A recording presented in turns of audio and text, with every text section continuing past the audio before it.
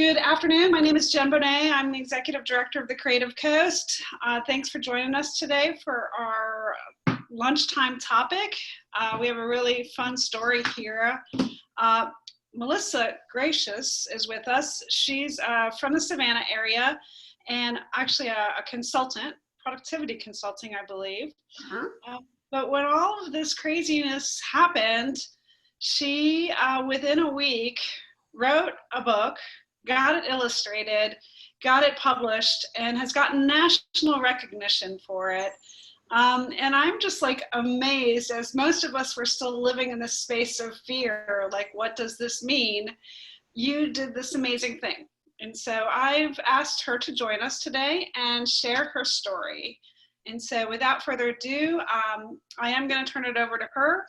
If you do have questions along the way, please put them in the chat and I will help manage getting your questions answered for you. So without further ado, Melissa, over to you. Thank you. Hi, everybody. I'm really excited to have this opportunity to tell my story. Just so you know, I'm telling it today with a pollen-affected voice. One thing I've made ample use of during the quarantine are daily walks, and that is daily exposure to our lovely pollen count in Savannah, Georgia. So if I sound like a prepubescent boy, it just is what it is. So I thank you for your tolerance on that.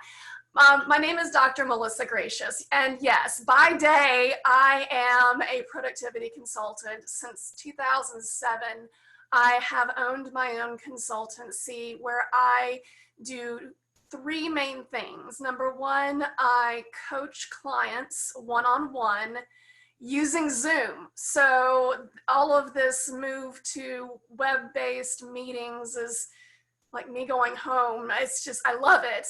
I'm so glad that more people are getting used to this method of face-to-face communication because I love coaching via Zoom. I think it is a very rich and convenient and productive coaching experience for my clients. So that's one thing. The second thing I do is I travel North America primarily for speaking engagements. I love speaking on productivity and life balance related topics. It's my passion, it's my joy, it energizes me. And as you can probably guess, I'm not doing many speaking engagements right now, and I don't foresee that coming back very soon. Most of our events have been canceled, so I'm so grateful to the Creative Coast for offering opportunities like this to where we can still speak and communicate important information to each other in a different format. So speaking is the second major thing I do, and the third is writing. I've been writing a productivity blog for going on 10 years now.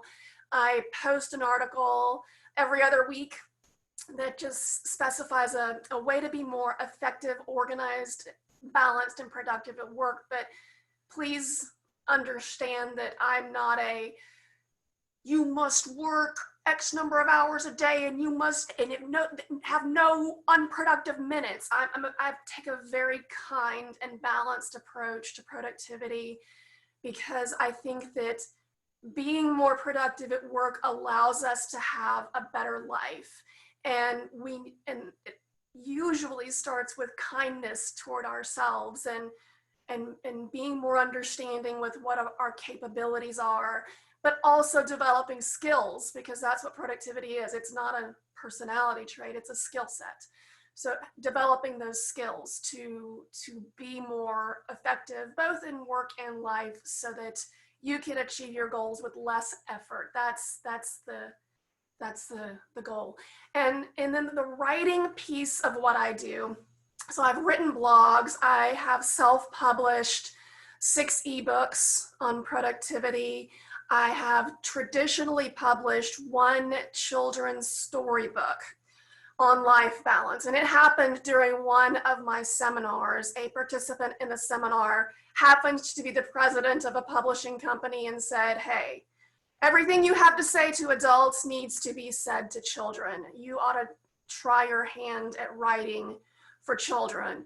And being one who's always up for an adventure, I said, sure, let's give it a try. And last year, my first children's book, Serafina Does Everything, was published, and it is available nationwide and on Amazon. So Serafina Does Everything gave me the bug for writing children's books, which is a very, very different process than writing full-length novels or full-length business books, which I had tried my hand at in earlier parts of my career.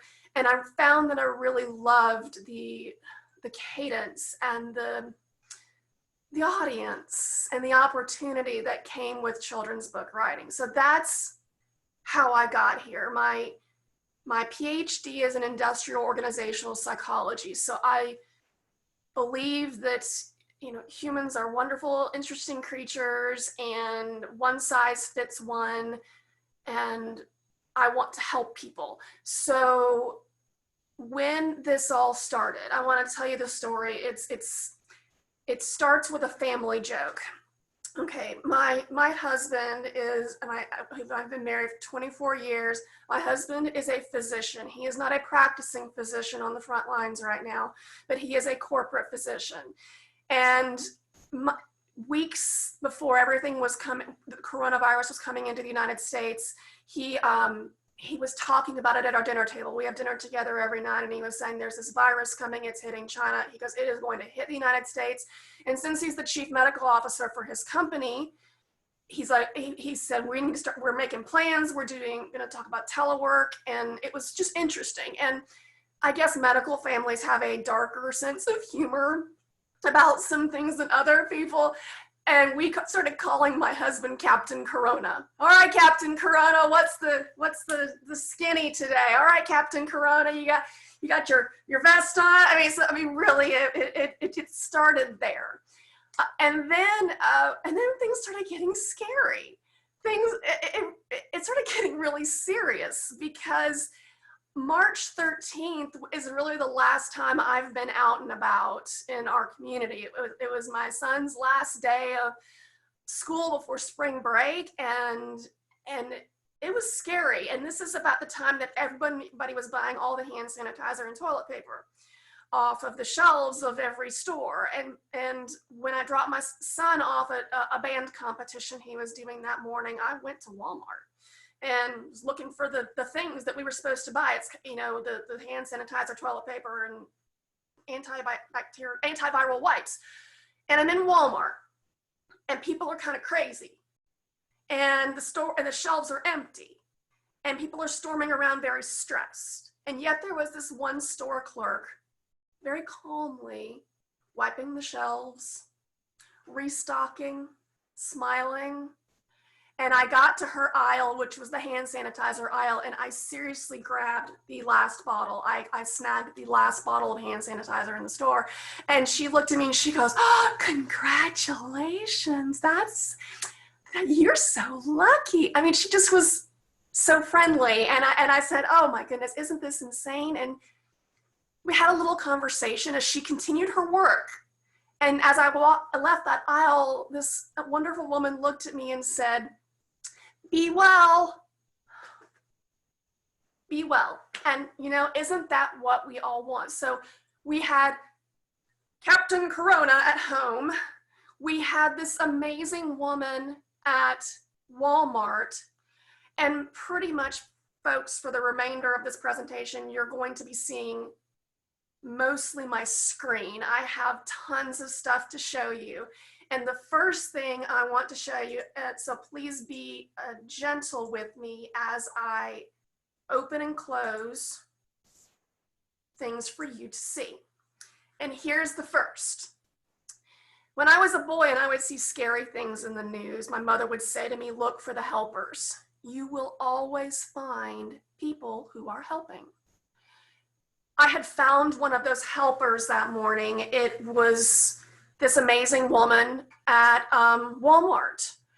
And so being a person who has written a children's book and desires to write more children's books, I was asking myself as I went home, nervous and panicky with my score of hand sanitizer, mind you, what can I do? What should I be doing right now? How can I handle this best? And then I thought about my kids. Now my kids are older. I have an 18-year-old and a 14-year-old. So I have older kids, but I started thinking about the littler ones. How are they going to deal with this? How are they going to cope? And so I got home and I thought, first of all, I think I need to find an illustrator. And I like working with local people. And I was just thinking an illustrated book. I said, well, if I can't really find an illustrator, this isn't gonna fly anyway. So I called Brittany Curry. Brittany Curry is also known as Inky Brittany, and she does something that is completely not illustration, just so you know. She's not an illustrator. She's an artist. She goes to meetings. She is a graphic facilitator. Like your company or your organization will be having a meeting and she draws the meeting on paper for you. It's what she does is absolutely amazing. But what struck me from just what made her come to my mind first and foremost for a book about coronavirus for kids was that I loved her art, and quite frankly, I know she works pretty fast. Because she can produce these kinds of drawings while a meeting is going on, then I'll bet she could work pretty fast on a project with me as well. So I contacted Brittany and I said, hey, are you willing to go this route with me? I don't even have a manuscript yet, but I just have an idea. Do you want to join me in this endeavor? And she said, absolutely yes. So once I secured her yes, then I started doing research and brainstorming what these helpers would be doing. Mainly, I want to show you where I got my ideas, which was from the CDC website. Give me 1 second. That's one thing I did not open that I intended to. Okay, so on the CDC website, this is where I did my research for the book. It's changed since I was here, but it had all of these different recommendations for how you should approach coronavirus from the homeless population, from police officer, from law enforcement, from schools, from universities, from businesses. So when I was thinking about the 19 COVID warriors, that's where my inspiration came from, which was the CDC website of who they were making recommendations to, basically. Now, and so this is the very first brainstorm of the book. Of who were I wanted to do Captain Corona, and because it was COVID-19, I decided I needed 19 COVID warriors. I needed to highlight 19 helpers. Just like Mr. Rogers would want us to look for the helpers, I wanted to highlight the 19 helpers. So one thing that I like how I did with this book as opposed to previous children's manuscripts is I wrote it with the pages in mind. Usually in my book, Serafina Does Everything, I just wrote a poem from beginning to end. And then I had to go back and find the natural breaking points to turn it into a 32-page children's book, because children's books are very set on the number of pages you should have for publication and printing. But in this book, I kind of did the Stephen Covey begin with the end in mind, and I did my bullet points and my brainstorms by page numbers, so that if you are a children's book writer, that was helpful to me and is something that I plan on doing again. And then so from those brainstorms, I ended up with, version 1 of the manuscript. Okay, so it was written out. Now let me just say this. Hear me if you're an aspiring children's book writer. This is ridiculously too long for a picture book. Ridiculously too long. Picture books, the ones that we read to elementary school aged kids, should be somewhere in the 700 to 900 word range. And if you look at this is 2,100 words. Ridiculously too long. But here's the situation, friends. I knew we had to work fast, okay? We had to work fast. Normally, I would have written this manuscript and put it away for a month and not looked at it, and then brought it back out again and annihilated it. But that just wasn't what this particular project was about. It was and there were three things, and I'll reiterate this, there ended up being a lovely large team. It was a huge team effort, but we all had basically three things in mind. We had to do this with love, because this was a love project. We were not making money off of it at all. We were giving it away for free. Love project. Number two, we had to do it fast. I mean, fast, get this out there. People are stressed and need information. And I couldn't find any other resources online for children to help them cope with coronavirus. So I knew it had to be done fast. And number three was just to know that it would be imperfect, just to know that, and accept that. And as a person who is a productivity specialist and a perfectionist, that was a real learning opportunity for me. I grew as a person as a result of this. So anyway, so we got the first draft done, and then I started getting feedback on it. I put a post, excuse me, ding, lots of windows to show you. Here it is. Okay. I put a post on Facebook. This is like my focus group. I said I told people our spring break trip was canceled. I want to write a kid's book. Here's what it's called. It's about helpers. Inky Brittany has agreed to illustrate it. Usually before you write a children's book, you want to stress test the topic. You want to do your market research. Well, again, doing it fast, this was my market research. Market researchers will tell you never ask your friends, but I did anyway. So I asked my friends to take a look at it and to look at the first draft of the manuscript. So I sent it, so about 10 people responded. That made me feel pretty good, because one of them doesn't like me very much. So I thought that if she still liked the manuscript, it might be okay. And why do I have a Facebook friend that doesn't like me very much? I'll deal with that later. But anyway, I put it out there. Several people read it, and I got good enough feedback on it. I got great feedback, but you're going to expect that from your friends and one enemy. So I got great feedback on it and decided to move forward. So basically at that point it was revision time, and that's where someone who's done most of my revising over the years, her name is Julie Bestry. You can find her at juliebestry.com. She is an excellent reviser. Let me see if I can find an early version of this. Oh, it's just amazing how she does this.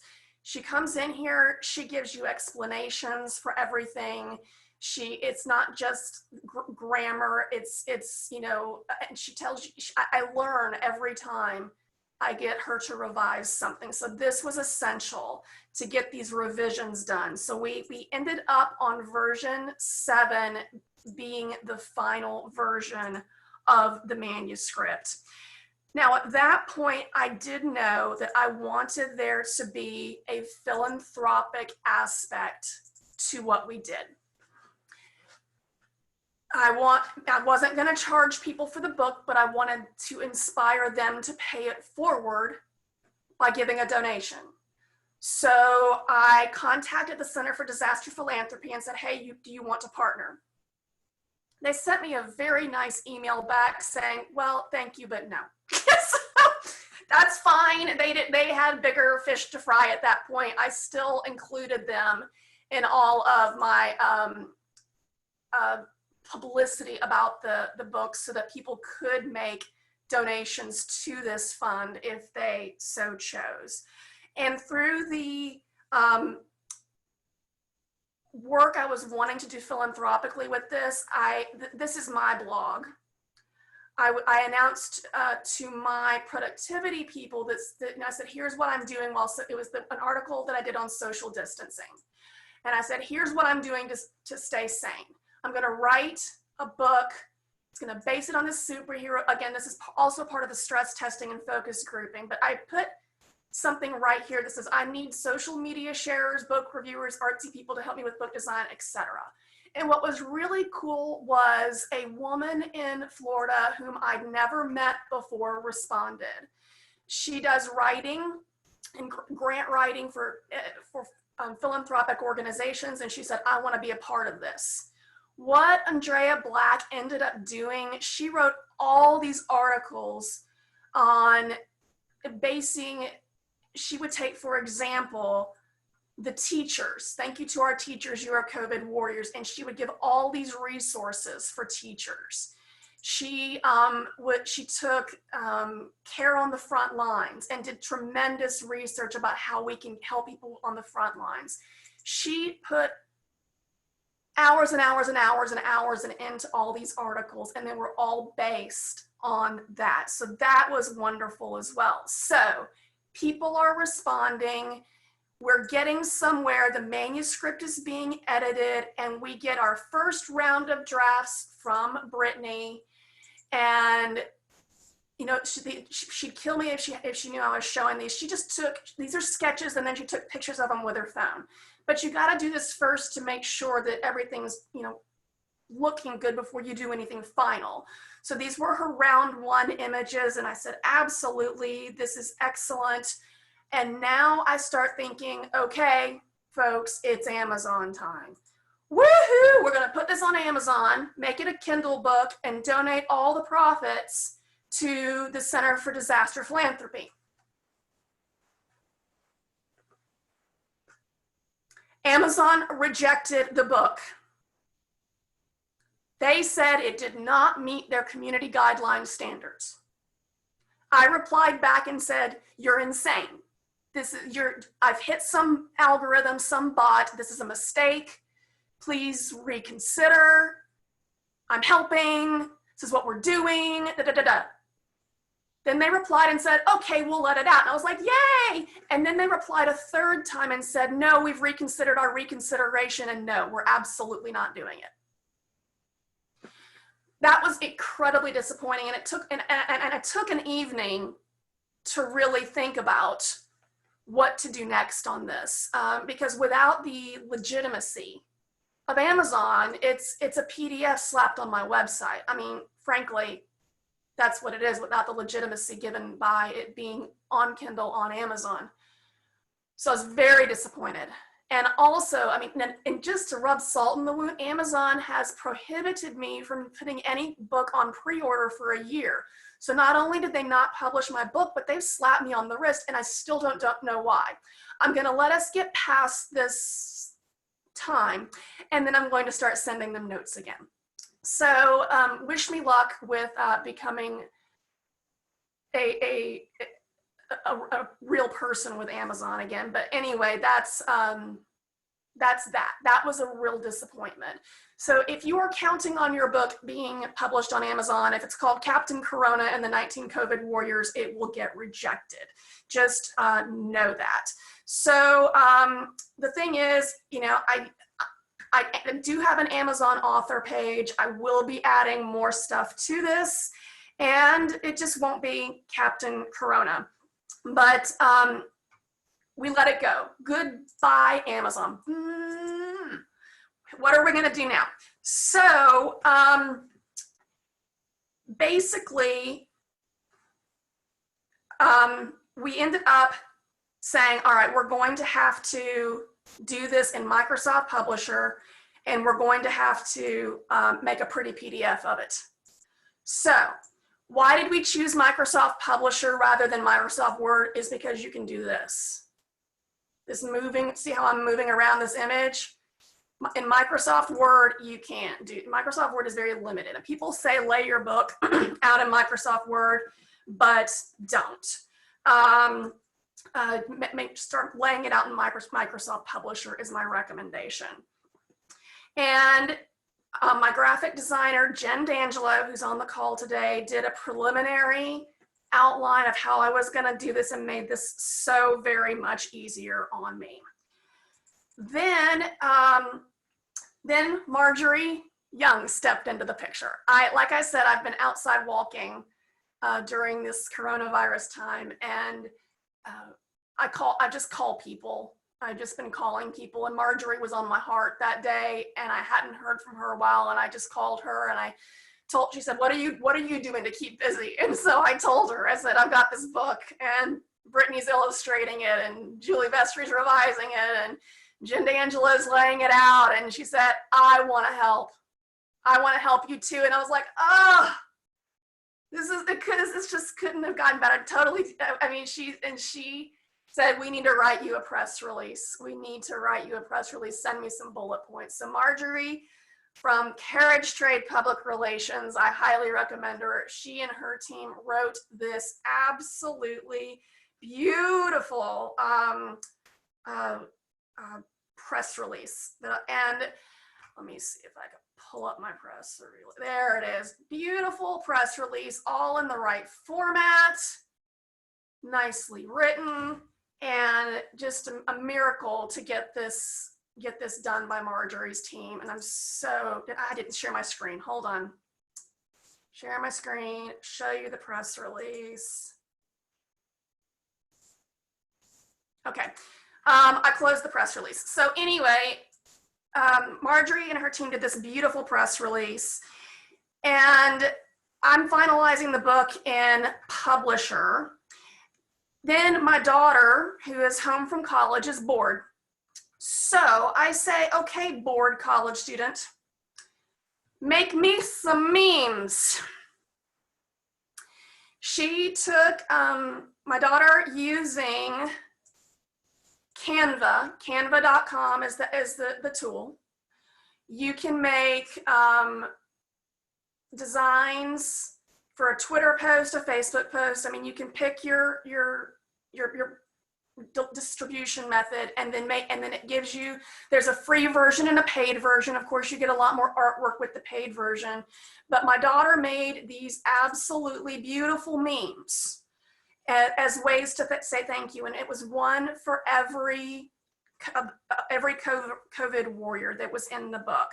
So my daughter did the memes in Publisher. We finalized the artwork, and then Marjorie starts saying, okay, Melissa, you're going, and this by this time, folks, I'm not gonna soft pedal this. I was tired. I was over the quarantine altogether. I was nervous. I was afraid my family was going to get sick. I was nervous about my father being home alone in Florida.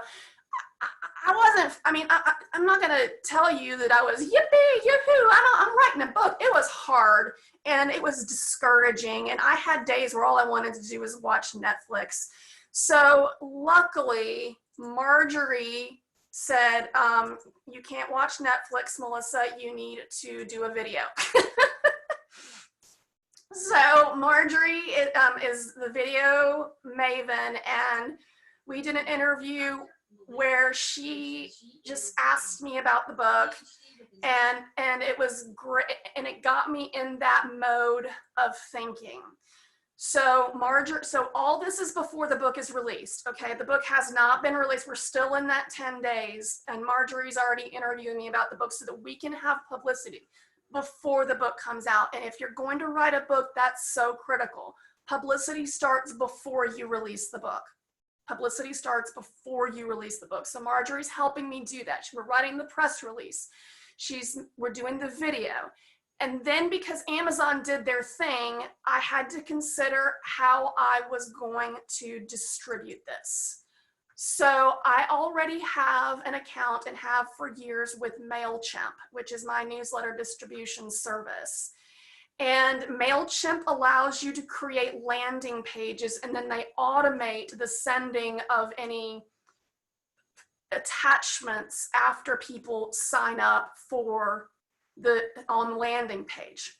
So we had several choices about how to distribute the book. And Jen D'Angelo and I put our heads together one night and agreed this was the best way to do it. So I made this landing page on using MailChimp. And then once people filled in this information on MailChimp, they would get an automated email with the link to the book and other information that they may need. So that just kind of took me out of the emailing people PDFs business. And then, but this wasn't it. Because we had the wonderful video with Marjorie, we had the amazing memes that my daughter, my 18-year-old, had created. We created a Captain Corona page on my productivity website. Now I do have a book section that has my I call it my crazy productive series, and Serafina does everything, but we created Jen D'Angelo created like overnight on a Sunday. Everybody on this team worked their butts off after hours and with great love and generosity in their hearts, I will tell you. So Jen D'Angelo put together this wonderful page, and it's changed since it first launched. I had the video with Marjorie down here, but look, here are all the articles that Andrea Black wrote about giving back. Here's the link to the Center for Disaster Philanthropy. I found out about the United Way. The Coastal Empire had their own rapid response, so I included a link to my local United Way on the page. I figured out how to have people download a zip file of all these thank you cards if they wanted to share them on social, and I'll talk about the videos in a bit. But we ended up with this Captain Corona page, and by clicking this button right here, that's how people got to the landing page and could get and download the book. So that's what happened in 10 days. That's from Walmart to the putting that page out. That was our 10 days. And then but here's the deal. If you are an author and think, or a creative of any kind, and think that once you produce the work that it's done, there's nothing wrong with this, but what you have is a hobby, okay? And it's fine. If you're producing a creative product for a hobby, fine. But if you are producing a creative product for consumption by other people who don't love you, then the work starts when the product is produced, because you must publicize it. You must get it out there. So we did. So sharing my screen again. So Marjorie's work starts in earnest. She's sending out the press release everywhere she can. And look what happened. Front page of the Savannah Morning News. I got a call from Nathan Dominitz, the author, which, by the way, I looked up Nathan's byline, and he's a sports writer. I will tell you, it was the most beautifully written article. I mean, he did such a good job. He got every fact correct. My husband read it. He goes, wow, this is really fantastic. So Nathan wrote this completely beautiful article. And because it was on the front page of the Savannah Morning News, it also ended up being shared in the Augusta Chronicle, so that it went with I didn't do this. I don't know if Marjorie did, but I did. It just all of a sudden I got a Google alert. You're on the Augusta Chronicle. Yippee! It ended up on Bluffton. Same article ended up on Bluffton today. Now this was funny because my husband's workplace is in Bluffton. He works at a healthcare company that's headquartered in Bluffton, and his company marketing managers saw this article and put out there that their chief medical officer is inspired a book called Captain Corona. So I'm still waiting for the time when he is called Captain Corona at work. And then additionally, from the press release, we got some great publicity on WSAV, and was so grateful for that. And Brittany Curry, our illustrator, she wrote an article for Connect Savannah. And look at, I mean, she illustrated it for us as well. So that was excellent. And then miracles of miracles, we ended up on people.com. And this was where things got really, really exciting too. We got Morgan Smith, the writer for people.com, did a fantastic job. We interviewed for about 45 minutes on the phone. She included the beautiful art from Brittany. She made sure that she had links to the download page, and she even featured my little pet dog Dobby. So that was really neat, and did show a spike in our downloads the next day. I ended up blogging about it, and the reason why I show you this is because I want to show you where we ended up on the people page. Look, we have the royal family looking up at Captain Corona. Woohoo! I got on the same page as LeVar Burton. I mean, you could have knocked me over with a feather. This was just absolutely the best thing ever. So that was wonderful. So excited about all of that. And the last bit of really cool publicity we got, this one was in Columbia. This is a news station in Columbia, South Carolina. Now, what I did here was I put a call out on Facebook to my friends. I said, does anybody know any journalists anywhere across the country, doesn't matter who, to whom I can send a press release? And one of my sorority sisters said, yeah, I know someone, send me the press release, I'll send it to her. And Sam Bleiweiss, the anchor, she took the story and absolutely ran with it. She turned it into a newsroom event of all the newsroom's kids making thank you notes, brothers reading the book to sisters. It made me cry. I was so touched by the care that this anchor showed toward this story. It wasn't just, hey, there's a book out, read it. It was, she just took it through a whole experience. And it took them about a week and a half to put it all together, but I was really, really honored to be in that story. It was just wonderful. So we got a lot of really great press for the book. And so all this is happening. And what's also happening is I'm building up a distribution list, because as I showed you before, people needed to sign up to receive the book. It honestly didn't occur to me at the time when I decided to use MailChimp that this would happen. And all of a sudden I'm like, hey, look, I got a really cool distribution list of people who may be interested in what I have to write. So I started writing to them. I sent them a note or an email one Friday that had more resources, because we had released some videos.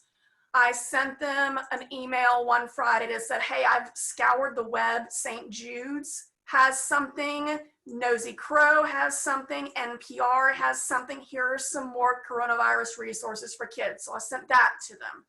Then I started getting questions and answers from these people, and I started answering them on in the new newsletter.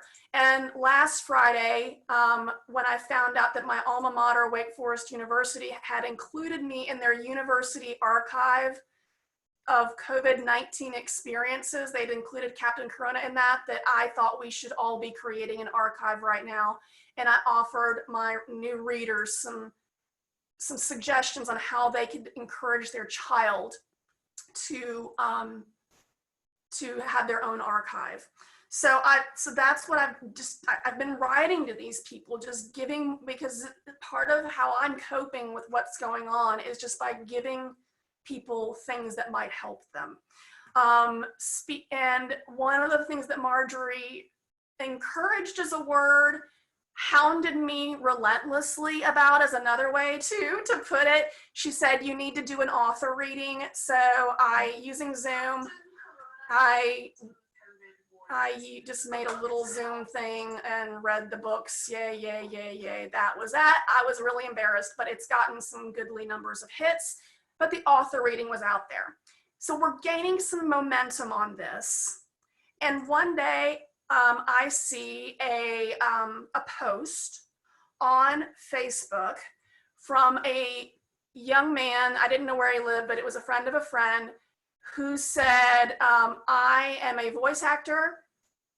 During this unprecedented time, I'm offering to read children's books to your children, because he's a voice actor. And I was like, how very nice. How very nice. I'll bet he'd be willing to read Captain Corona. I wonder if he'd be willing to read Captain Corona. So I reached out to this voice actor, but I didn't want it to be another talking head like the one I just recorded. So at Jen D'Angelo, remember Jen D'Angelo is my web mistress, at her suggestion, she said to make an animated PowerPoint movie. And this was how she showed me to do it. She said, using regular old animations, I don't know if you can see them over here on the side, you can animate the movie. And I'm gonna hit play all just so you can see how this works. You just animate the appearance of the words and the pictures. And once you get every page done, then you export the slides to a movie and or video. So that's what I did. Now I'm not gonna lie, this took me a long time. This took me about 12 hours to produce this movie. And then I sent the MP4 file to Akil Jackson, the voice actor, and listen. Pets are COVID warriors too. What? How can my dog keep me safe? Pets are excellent at making sure we follow our normal routines of feeding them, walking them, and giving them baths. Our routines help us feel calmer and more in control. Hug your dog, or cat, or bunny, or turtle today. It will make you feel better. Don't hug your fish, though. I loved it. Oh my goodness. It was the absolute best. I was so happy with how that turned out. It took us to a whole new level and turn this into an experience. So I am so grateful to Akil. He's phenomenal, and he did a wonderful job with this. So much so that Marjorie Young suggested that I go back to the Savannah Morning News and offer them a follow-up story. And let me see. And I did. So, and not surprising, my wonderful writer Nathan Dominitz interviewed me again, and this is Akil, and wrote the story about how we've now made it into these animated videos. So that was something I would have never thought to do as a follow-up story with people who had already written about you. Now, not every reporter is going to latch on to that, but it certainly was amazing that Nathan did, and we got more publicity because of the two videos that were being released. So that's the story, friends. All along, can you see my face again? We can, yes. Okay, you can see my face again, thank you.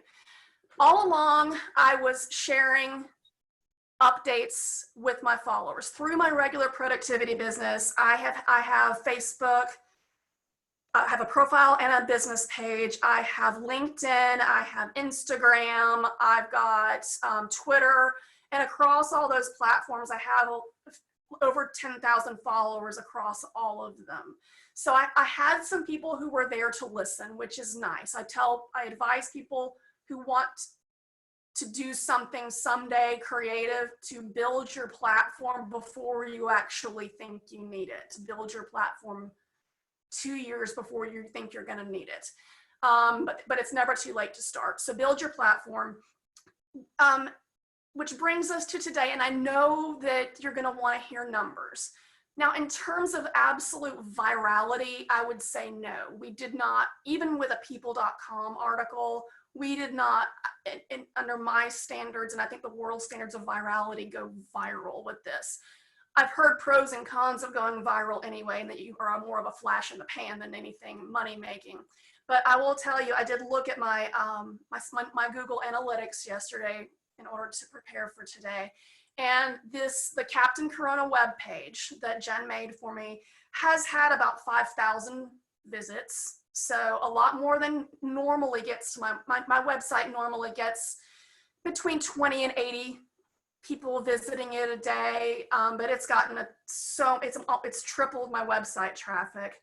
And in terms of the people who have directly downloaded Captain Corona, it's been about 1,600 people went to that MailChimp page, filled in their information, and downloaded the PDF. Now, here's what I will never know. I will never know how many people hit that PDF link. Because once the person downloaded it, I didn't put controls on it to where they couldn't forward it to other people. They couldn't post it to a listserv. And I do have informal feedback that it hit some pretty well-traveled educational listservs and websites. And the informal feedback I've received from just getting 3 to 5 email messages a day from people saying, thank you, thank you, thank you. This is great. I'm using it in this context and that context. Mission was accomplished. You know, I mean, the book Captain Corona is not what is called evergreen. Evergreen content is content as a book you write or a blog post you write that will last for years and years, that will be good for a long, long time. But Captain Corona was never meant to be evergreen. It was meant to help people. And we did it with love. We did it fast, and we did it quite imperfectly. So we wanted to accomplish something meaningful. We wanted to accomplish something important. And with the help of this amazing team that gave and gave and gave, weekends and hours, we did that. And I will be forever proud of them and what we did during these really strange days. So with that, if anyone has any questions, I'd be happy to answer them. Awesome. Congratulations, team.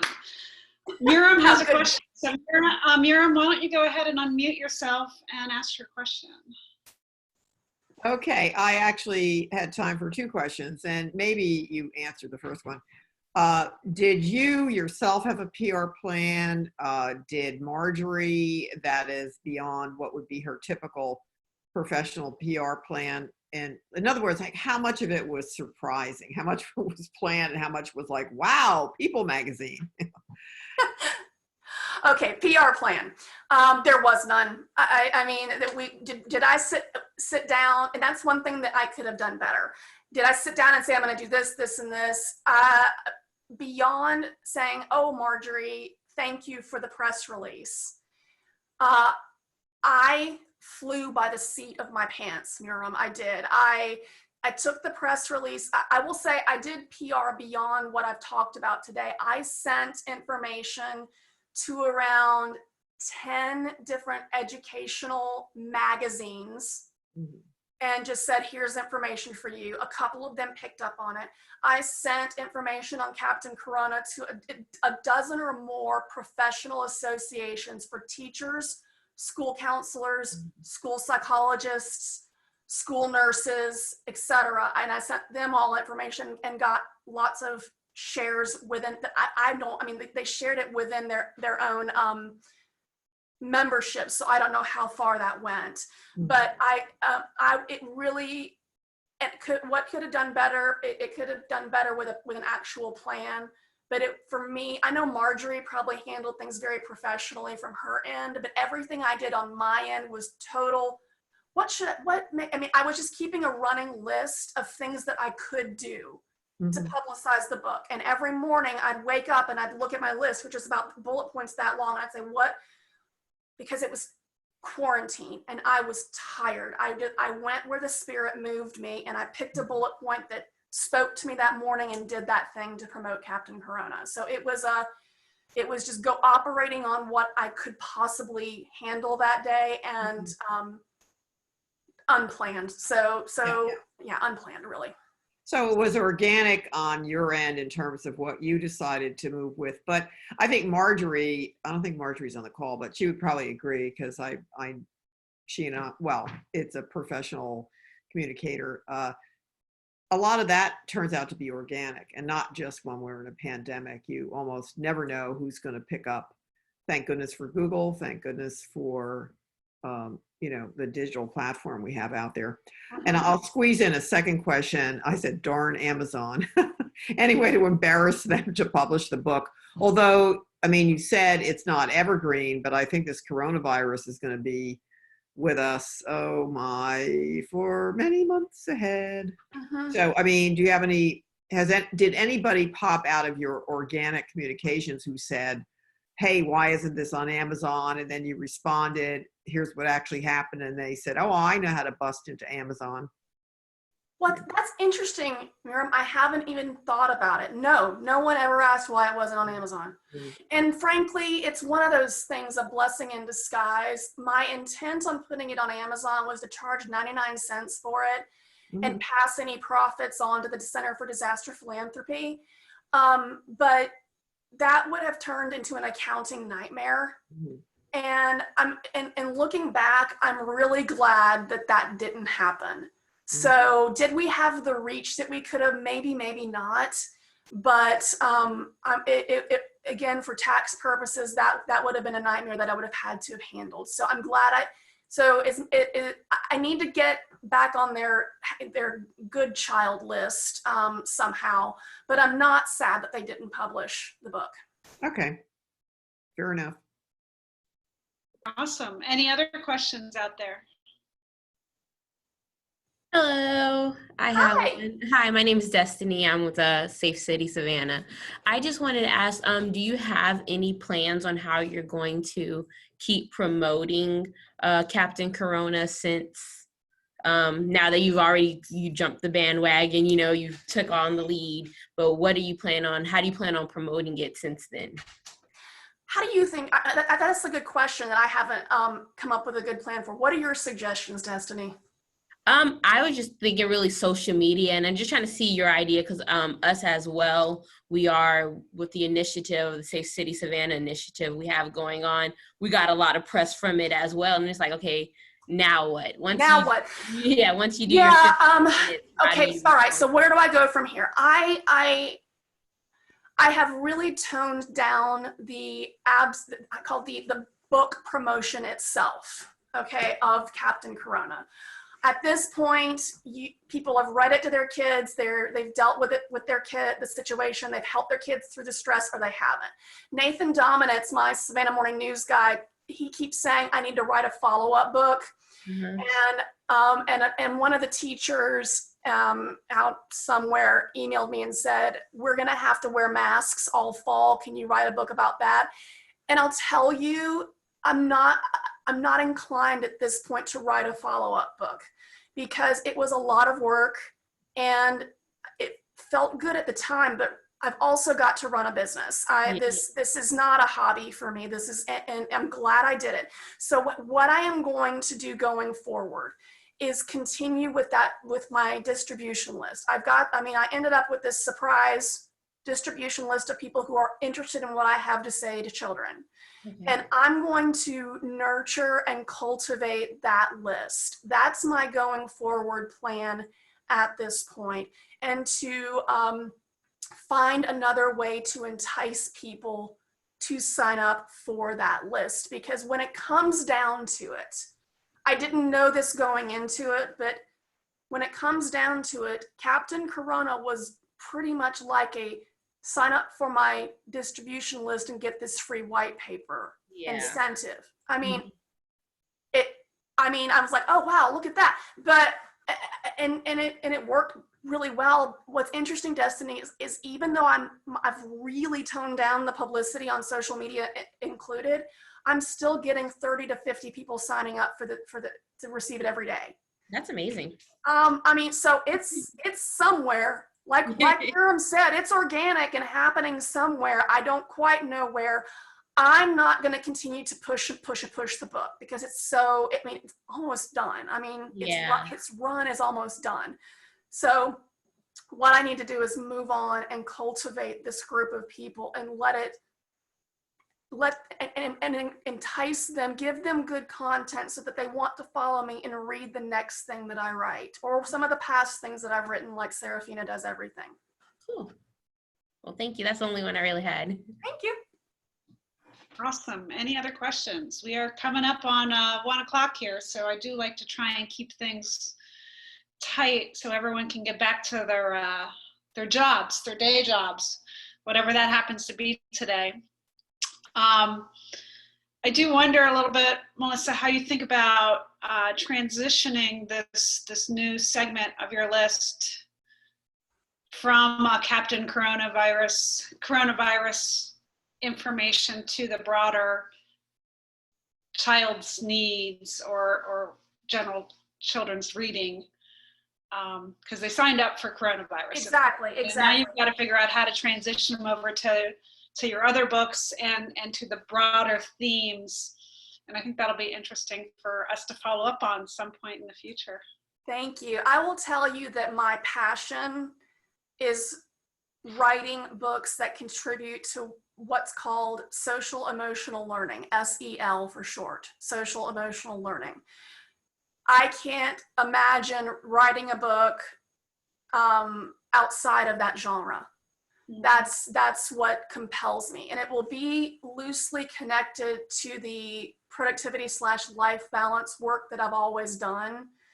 And so I envision transitioning slowly with more social emotional learning topics right now, because frankly, I think what's coming next for our children is stress, PTSD. I mean, just coming out of this quarantine, stress and PTSD, I think are going to be big topics that we're going to need people producing good content. People already have, but it'll need to be coronavirus specific content for that. Right. Excellent. Well, it is almost 1 o'clock on the dot, so I am going to stop recording.